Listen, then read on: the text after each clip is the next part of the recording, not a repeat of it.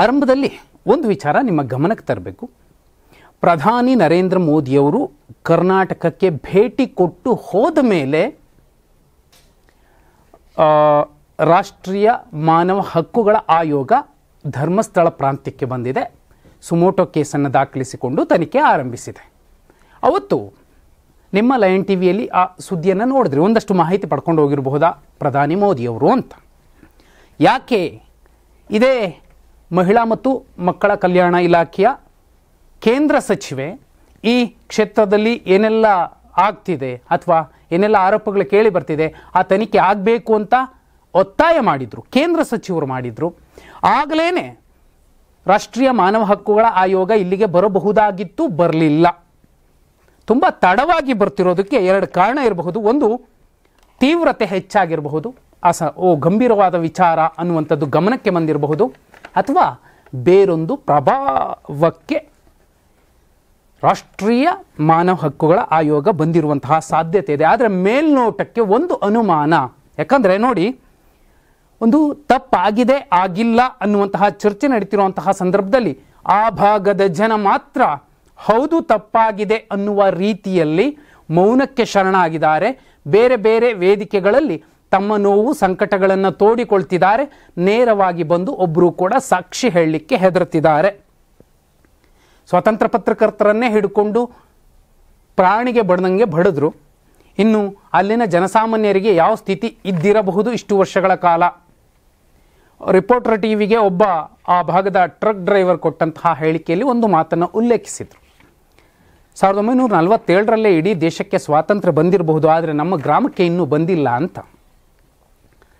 ಮೋದಿಯವರು ಕಳುಹಿಸಿಕೊಟ್ಟಿರಬಹುದಾದಂತಹ ರಾಷ್ಟ್ರೀಯ ಮಾನವ ಹಕ್ಕುಗಳ ಆಯೋಗ ಒಂದು ಸಿವಿಲ್ ಕೋರ್ಟ್ನ ಮಾದರಿಯಲ್ಲಿ ಕೆಲಸ ನಿರ್ವಹಿಸುತ್ತದೆ. ಏನಾಗ್ತಿದೆ ಅದೆಲ್ಲವನ್ನು ಹೇಳ್ತೀನಿ. ಅದಕ್ಕೂ ಮುಂಚೆ ಈ GPR ತಂತ್ರಜ್ಞಾನದ ಡೆಮೋ ಏನು ಬಳಸಿದಾರಲ್ಲ, ಆ GPR ತಂತ್ರಜ್ಞಾನದ ಡ್ರೋನ್ ನಿಮಗೆ ಗೊತ್ತಿರಲಿ, ಭಾರತ ಮತ್ತು ಪಾಕ್ ಗಡಿಯಲ್ಲಿ ಕೆಲಸ ಮಾಡಿದ್ದಂತಹ ಒಂದು ಸಾಧನ. ಆ ಸಾಧನವನ್ನು ಈಗ ಇಲ್ಲಿಗೆ ತರಿಸಿ ಒಂದು ಉತ್ಖನನಕ್ಕೆ ಸಹಕಾರಿ ಆಗಬಹುದು ಅಂತ ತಂದಿದ್ದಾರೆ. ಕೆಲವು ಸ್ವತಂತ್ರ ಪತ್ರಕರ್ತರು ಹೇಳ್ತಿರುವ ಮಾಹಿತಿಯ ಪ್ರಕಾರ ಏನು ಡೆಮೋ 5 ನಿಮಿಷಗಳ ಡೆಮೋದಲ್ಲಿ ಒಂದಷ್ಟು ಕಳೆಬರಹಗಳ ಸುಳಿವುಗಳು ಸಿಕ್ಕಿವೆ ಅನ್ನುವಂಥದ್ದು ಕೂಡ ಸ್ಪಷ್ಟವಾಗಿದೆ. ಯಾಕಂದರೆ ಅನನ್ಯ ಭಟ್ ಪರ ವಕೀಲ ಮಾಹಿತಿ ಕೊಟ್ಟ ಪ್ರಕಾರ ಈ 13ನೇ ಪಾಯಿಂಟ್ನಲ್ಲಿ 8 ಶವಗಳನ್ನು ಹೂತು ಹಾಕಿದ್ದೆ ನಾನು ಅನ್ನೋದನ್ನು ಹೇಳಿಕೊಂಡಿದ್ದ ಭೀಮಾ ಅನ್ನೋದನ್ನು ಉಲ್ಲೇಖಿಸಿದ್ರು. ಆ ಪತ್ರ ಕೂಡ ನಮಗೆ ಸಿಗುತ್ತೆ, ಎಲ್ಲ ಕಡೆ ಸಿಗುತ್ತೆ. ಎಷ್ಟು ಆಳದಲ್ಲಿದೆ ಏನಿದೆ ಅಷ್ಟನ್ನೂ ಕೂಡ GPR ತಂತ್ರಜ್ಞಾನ ತೋರಿಸುತ್ತೆ. ಆ ಲೆಕ್ಕಾಚಾರದಲ್ಲೇ ಅಲ್ಲಿ ಉತ್ಖನನ ನಡೆಯುತ್ತೆ. ಆದರೆ ಈಗ ಬಹುಮುಖ್ಯ ವಿಚಾರ ಒಂದು ಕೋರ್ಟ್ ಹೇಳಿದೆ, ಒಬ್ಬ ಭೀಮನಿಗೆ ವಿಟ್ನೆಸ್ ಪ್ರೊಟೆಕ್ಷನ್ ಸ್ಕೀಮ್ 2018ರ ಅಡಿಯಲ್ಲಿ ರಕ್ಷಣೆ ಕೊಟ್ಟು SIT ಸರ್ಕಾರ ರಚನೆ ಮಾಡಿದ ಮೇಲೆ ತನಿಖೆ ನಡೀತಿದೆ. ತನಿಖೆಯ ಹಂತದ ಸಂದರ್ಭದಲ್ಲಿ ಪ್ರೊಟೆಸ್ಟ್ ಮಾಡ್ತಿರುವಂಥವರು ಯಾರು? ತನ್ನ ಮಗಳನ್ನು ಅತ್ಯಂತ ರಾಕ್ಷಸೀಯ ರೀತಿಯಲ್ಲಿ ಕೊಂದು ಹಾಕಿದ್ರು ಅಂತ ಕಣ್ಣೀರಾಕುವಂತಹ ಕುಸುಮಾವತಿಯವರಾಗಲಿ, ಅಂದರೆ ಸೌಜನ್ಯ ಹೆಣ್ಣುಮಗಳೇನಿದ್ದಾಳೆ ಆ ಹೆಣ್ಣುಮಗಳ ತಾಯಿ, ಆ ನಂತರದಲ್ಲಿ ನನ್ನ ತಾಯಿಯಷ್ಟೇ ವಯಸ್ಸಿನ ವೇದವಲ್ಲಿ ಅವರ ಕಡೆಯವರಾಗಲಿ, ಯಾಕಂದರೆ ನಾನು ಪದೇ ಪದೇ ವೇದವಲ್ಲಿ ಅಮ್ಮ ಅಂತ ಕರೆಯೋದು ಆ ಕಾರಣಕ್ಕೋಸ್ಕರ, ಅಷ್ಟೇ ವಯಸ್ಸಿನ ಪದ್ಮಲತಾ ತಾಯಿಯವರ ಪರವಾಗಿ ಆಗಲಿ ಅಥವಾ ಅನನ್ಯ ಭಟ್ ಪರವಾಗಿ ಆಗಲಿ ಅವರ ಕುಟುಂಬದವರು, ಯಾಕಂದರೆ ಅವರೆಲ್ಲ ವಿಕ್ಟಿಮ್ಗಳು ಕಡೆಯವರು, ಅವ್ರು ಯಾರೂ ಕೂಡ ಪ್ರೊಟೆಸ್ಟ್ ಮಾಡ್ತಿಲ್ಲ. ಆದರೆ ಕಾನೂನು ಮತ್ತು ನ್ಯಾಯಾಂಗ ವ್ಯವಸ್ಥೆಯನ್ನು ಧಿಕ್ಕರಿಸಿ ಯಾವ ಹೆಣ್ಣು ಮಕ್ಕಳ ಪರವಾಗಿ ಧ್ವನಿ ಎತ್ತಬೇಕಿತ್ತೋ BJPಯ ನಾಯಕರು ಇವತ್ತು ಈ ವಿಚಾರವಾಗಿ ಪ್ರೊಟೆಸ್ಟ್ ಮಾಡ್ತಿದ್ದಾರೆ. ನೋಡಿ ಎಷ್ಟು ಲಾಜಿಕ್ಕು. ಈ ಹೆಣ್ಣು ಮಕ್ಕಳು ಸತ್ತಿದ್ದಾರೆ, ಹಿಂದೂ ಹೆಣ್ಣು ಮಕ್ಕಳು, ಅವರ ಪರವಾಗಿ ನ್ಯಾಯ ಬೇಕು ಅಂತ ಪ್ರತಿಪಾದನೆ ಮಾಡಬೇಕಾಗಿದ್ದಂತಹ ನಾಯಕರು. ಮತ್ತೊಂದು ಕಡೆ ಕ್ಷೇತ್ರದ ಬಗ್ಗೆ ಒಬ್ಬೇ ಒಬ್ಬ, ಅದು ಸಾಕ್ಷಾತ್ ನೆಲೆ ನಿಂತಹ ದೈವಗಳ ಬಗ್ಗೆ ಒಬ್ಬೇ ಒಬ್ಬ ತುಟಿ ಬಿಚ್ಚಿದ್ದರೆ ಅದು ಘೋರ ತಪ್ಪಾಗುತ್ತದೆ. ಆ ಕೋರ್ಟ್ನಲ್ಲೂ ಈ ಕೋರ್ಟ್ನಲ್ಲೂ, ಎರಡೂ ಕೋರ್ಟ್ನಲ್ಲೂ. ಆದರೆ ಆ ವಿಚಾರವನ್ನು ಯಾರೂ ಕೂಡ ಉಲ್ಲೇಖಿಸಿಲ್ಲ. ಯಾರ ಬಗ್ಗೆ ಒಂದು ಅನುಮಾನ ಇದೆ ಅಂಥವ್ರ ಬಗ್ಗೆ ಕೆಲವರು ಮಾತಾಡಿದ್ದಾರೆ. ನಾನು ಇಲ್ಲ ಅಂತಲೂ ಹೇಳೋದಿಲ್ಲ, ಅದು ಕೂಡ ತಪ್ಪೆ. ಒಂದು ಸಾಬೀತಾಗುವ ತನಕ ಯಾರನ್ನೂ ಕೂಡ ಇಂಥವನು ಅಂತ ಹೇಳುವಂಥದ್ದು ತಪ್ಪಾಗತ್ತೆ. ಆದರೆ ಇಲ್ಲಿ ನೋಡಿ, ಹಾಸ್ಯಾಸ್ಪದ ಮತ್ತು ಹಿಂದೂಗಳ ನಿಜವಾದ ಕಳಕಳಿ ಯಾರಿಗಿದೆ ಅನ್ನೋದು ಇವತ್ತು ಅರಿವಾಗ್ತಿದೆ ಆ ಭಾಗದ ಜನಕ್ಕೆ. ಯಾಕಂದರೆ ಆ ಭಾಗದ ಜನಕ್ಕೆ ಸತ್ಯಾಸತ್ಯತೆ ಎರಡೂ ಗೊತ್ತಿದೆ. ಅವರು ಕಮೆಂಟ್ ಮಾಡ್ಬೇಕಾದ್ರೆ ಹೇಳ್ಕೊತಾರೆ ಕಷ್ಟ ಆಗುತ್ತೆ, ಸಂಕಟ ಆಗುತ್ತೆ ಅಂತ.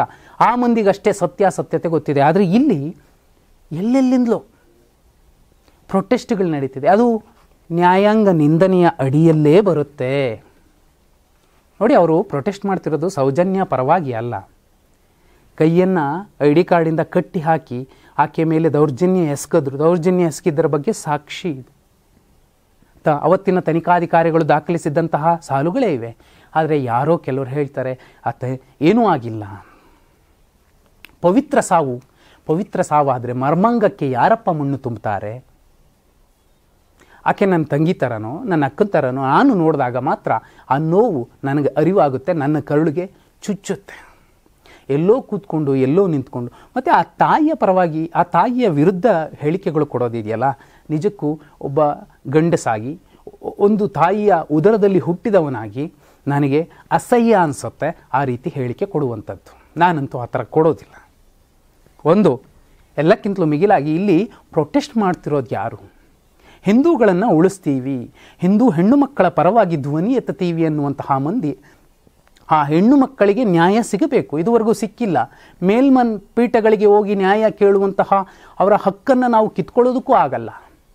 ಆ ನ್ಯಾಯ ಸಿಗಲಿ ಅನ್ನುವಂತಹ ಪ್ರತಿಪಾದನೆಯನ್ನು ಮಾಡಿ ಆನಂತರದಲ್ಲಿ ನಾವು ಧರ್ಮವನ್ನು ಉಳಿಸಬೇಕು ಅನ್ನುವಂಥದ್ದಾದರೆ ಒಪ್ಕೋತೀನಿ. ಈ ಹೆಣ್ಣಿಗಿಂತ ದೊಡ್ಡ ಧರ್ಮ ಯಾವುದೂ ಇಲ್ಲ ಈ ಜಗತ್ತಿನಲ್ಲಿ. ತಾಯಿಯೇ ದೊಡ್ಡ ಧರ್ಮ, ಹೆಣ್ಣೇ ದೊಡ್ಡ ಧರ್ಮ. ಆದರೂ ಪ್ರೊಟೆಸ್ಟ್ ಮಾಡ್ತಿದ್ದಾರೆ. ಈಗ ಮೋದಿಯವರು ಎಂಟ್ರಿ ಕೊಟ್ಟಿರೋದು ಯಾಕಿರಬಹುದು? ಎರಡು ರೀತಿ ಲೆಕ್ಕ ಹಾಕೋಣ. ಮೊದಲಿಗೆ ಅವರು ವಿಶ್ವನಾಯಕ ಅಂತಲೇ ಒಪ್ಕೊಳ್ಳೋಣ. ಈ ದೇಶದ ಪ್ರಧಾನಿ ಎಲ್ಲಕ್ಕಿಂತಲೂ ಮಿಗಿಲಾಗಿ. ಅವರಿಗೆ ಅಲ್ಲಿ ದೇಶ ವಿದೇಶಗಳಲ್ಲಿ ಚರ್ಚೆ ಆಗ್ತಿರುವಂತಹ ಒಂದು ಶ್ರದ್ಧಾ ಕೇಂದ್ರದ ಬಗ್ಗೆ ಕಾಳಜಿ ಕಳಕಳಿ ಎರಡೂ ಇರಬಹುದು. ಗಂಭೀರವಾಗಿ ಯಾಕಂದರೆ ಈಗ ನೋಡಿ, ನೀವು ಬರೆದಿಟ್ಕೊಳ್ಳಿ, ಜನಾಕ್ರೋಶಕ್ಕೆ ಎದುರಾಗಿ ನಾವೇನನ್ನೇ ಹೇಳಿದ್ರೂ ಕೂಡ ಜನ ಒಪ್ಪೋದಿಲ್ಲ. ಅದು ಎಮೋಷನ್. ಆದರೆ ಸತ್ಯ ಅನ್ನುವಂಥದ್ದು ಎಲ್ಲವನ್ನೂ ಬಯಸುತ್ತೆ. ಬರೀ ಎಮೋಷನ್ ಅಷ್ಟೇ ಬಯಸೋದಿಲ್ಲ, ಸಾಕ್ಷಿಯನ್ನು ಬಯಸುತ್ತೆ. ಅದು ಹೊರಗೆ ಬರಬೇಕು. ಆದರೆ ಜನಾಕ್ರೋಶ, ಯಾಕಂದರೆ ಆ ಭಾಗದ ಜನಕ್ಕೆ ಸತ್ಯಾಸತ್ಯತೆ ಗೊತ್ತಿರುತ್ತಾ? ಅವರಿಗೆ ವಿರುದ್ಧವಾದ ಯಾವುದೇ ವರದಿಯನ್ನು ನಾವು ಸಬ್ಮಿಟ್ ಮಾಡಿದ್ರೆ ಎಂಥವನಪ್ಪ ಇವನು, ನಮಗೆ ಸತ್ಯ ಗೊತ್ತಿದೆ, ಈ ಥರ ಹೇಳ್ತಿದ್ದಾರಲ್ಲ, ಹಸಿ ಸುಳ್ಳನ್ನ ಅಂತ ಅವರೇ ಬೈಕೋತಾರೆ. ನಾಳೆ SITನೋ ಅಥವಾ ಮತ್ತೊಂದು ತನಿಖಾ ಸಂಸ್ಥೆಗಳು ಆ ಜನಾಕ್ರೋಶಕ್ಕೆ ಮತ್ತು ಇರಬಹುದಾದಂತಹ ಸತ್ಯಕ್ಕೆ ಎದುರಾಗಿ ವರದಿಯನ್ನು ಸಲ್ಲಿಸಿದ್ರೂ ಕೂಡ ನಂಬಿಕೆ ಅನ್ನೋದು ಹೊರಟೋಗುತ್ತೆ. ಮೋದಿಯವರ ವಿಚಾರಕ್ಕೆ ಬಂದಾಗ ಈಗ ಒಂದು ವಿಚಾರ ಹೇಳಬೇಕು. ಒಂದು SIT ತನಿಖಾ ತಂಡದ ಮೇಲೆ ಅನುಮಾನ ಇದ್ದಿರಬಹುದು ಕೇಂದ್ರಕ್ಕೆ. ಎರಡನೆಯದ್ದು, ನಾಳೆ ಕೇಂದ್ರ ತನಿಖಾ ತಂಡಗಳನ್ನು ಕಳಿಸಿಕೊಡೋದಕ್ಕೋಸ್ಕರ ಒಂದು ಸ್ಯಾಂಪಲ್ ಟೆಸ್ಟ್ ಮಾಡಿರಬಹುದು ರಾಷ್ಟ್ರೀಯ ಮಾನವ ಹಕ್ಕುಗಳ ಆಯೋಗವನ್ನು ಇಲ್ಲಿಗೆ ಕಳುಹಿಸಿಕೊಡುವ ಮೂಲಕ. ಆದರೆ SIT ತನಿಖೆ ನಡೆತಿರುವಂತಹ ಸಂದರ್ಭದಲ್ಲಿ ಒಂದು ವೇಳೆ ರಾಷ್ಟ್ರೀಯ ಮಾನವ ಹಕ್ಕುಗಳ ಆಯೋಗ ಪ್ರಾಥಮಿಕ ವರದಿಯನ್ನು ಸಬ್ಮಿಟ್ ಮಾಡಿದ್ರೆ ಅದರಲ್ಲಿ ಸತ್ಯಾಸತ್ಯತೆ ಜನ ಏನು ಬಯಸ್ತಿದ್ರು, ಅಲ್ಲಿನ ಜನ, ಸತ್ಯಾಸತ್ಯತೆ ಗೊತ್ತಿರೋ ಜನ, ಅದಕ್ಕೆ ವಿರುದ್ಧವಾಗಿ ಏನಾದರೂ ವರದಿ ಬಂದರೆ ತಪ್ಪು ಚರ್ಚೆ ಶುರುವಾಗತ್ತೆ. ಆ ಹೆಣ್ಣು ಮಕ್ಕಳ ಕತೆ ಮುಗಿದೋಯ್ತು ಬಿಡಿ. ಸೌಜನ್ಯ ಅನ್ನುವಂತಹ ಒಬ್ಬ ಸೋದರಿಗೆ, ವೇದವಲ್ಲಿ ಅಮ್ಮನಿಗೆ, ಅಥವಾ ಅನನ್ಯ ಭಟ್ಗೆ, ಅಥವಾ ಪದ್ಮಲತಾ ತಾಯಿಗೆ ಅವರಿಗೆ ನ್ಯಾಯ ಸಿಗುತ್ತೆ ಸಿಗಲ್ಲ ಅನ್ನೋದು ಆ ವರದಿ ಯಾವ ರೀತಿ ಇರುತ್ತೋ ಅದ್ರ ಮೇಲೆ ಬರುತ್ತೆ. ಹಾಗಂತ ನಾವು ಒತ್ತಾಯಿಸೋಕ್ಕಾಗಲ್ಲ, ನೀವು ಇದೇ ಥರ ವರದಿ ಕೊಡಿ ಅಂತ. ಅವರು ಸತ್ಯಾಸತ್ಯತೆಯನ್ನು ನೋಡ್ಕೊಂಡು ಕೊಡ್ತಾರೆ. ಆದರೆ ಪ್ರಭಾವ ಎಲ್ಲಿಂದ ಎಲ್ಲಿಯ ತನಕ ಕೂಡ ಹೋಗಬಹುದು ಅನ್ನುವಂಥದ್ದೊಂದು ಜನರಲ್ಲಿರುವ ಅನುಮಾನವನ್ನು ನಾವು ಮೆನ್ಷನ್ ಮಾಡಬೇಕಾಗತ್ತೆ. ಇದರ ಜೊತೆಯಲ್ಲಿ ಈಗ ಪ್ರಾಥಮಿಕ ವರದಿಯನ್ನು ಸಲ್ಲಿಸಿದ್ರೆ ಏನಾಗಬಹುದು? SIT ಇಷ್ಟು ದಿನ ಮಾಡ್ತಿರುವಂಥದ್ದು ತಪ್ಪು ಅಂತ ಜನಕ್ಕೆ ಬರಬಹುದು. ಆದರೆ ಅದು ಕಾನೂನಿನ ಚೌಕಟ್ಟಿನಲ್ಲಿ ನಡೀತಿರುವಂತಹ ತನಿಖೆ.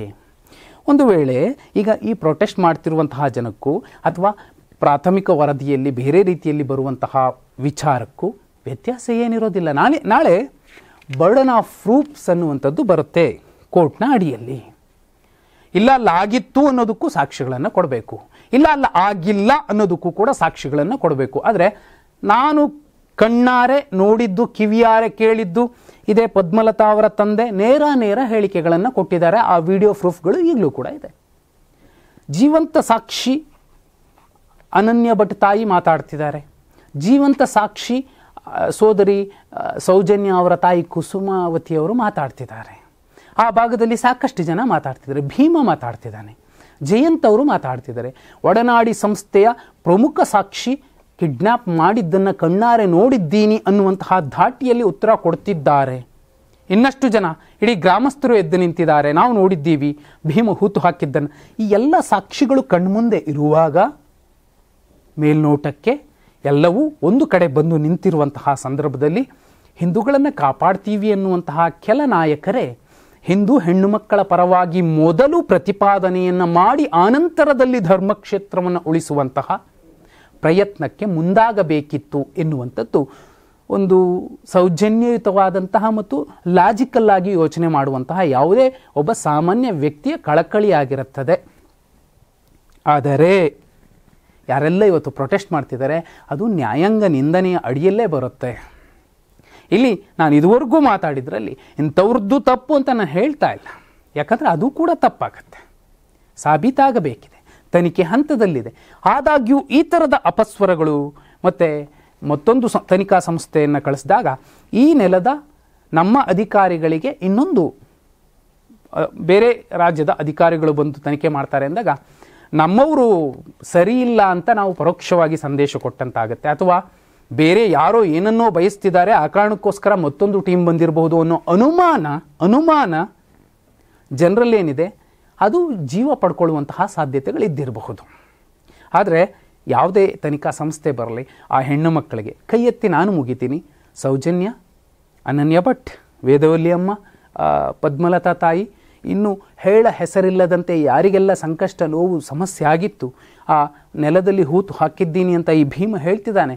ಅದರಲ್ಲೂ ಮುಖ್ಯವಾಗಿ ಆ ಪುಟ್ಟ ಮಗಳು, ಕಲ್ಲೇರಿಯ ಪೆಟ್ರೋಲ್ ಬಂಕ್ ಬಳಿ ಸಿಕ್ಕಂತಹ ಆ ಮಗಳಿನ ವಯಸ್ಸಿನ ಆ ಪುಟ್ಟ ಕಂದಮ್ಮನಿಗೆ, ಆ ದೇವತೆಗೆ ನ್ಯಾಯ ಸಿಗಲೇಬೇಕು.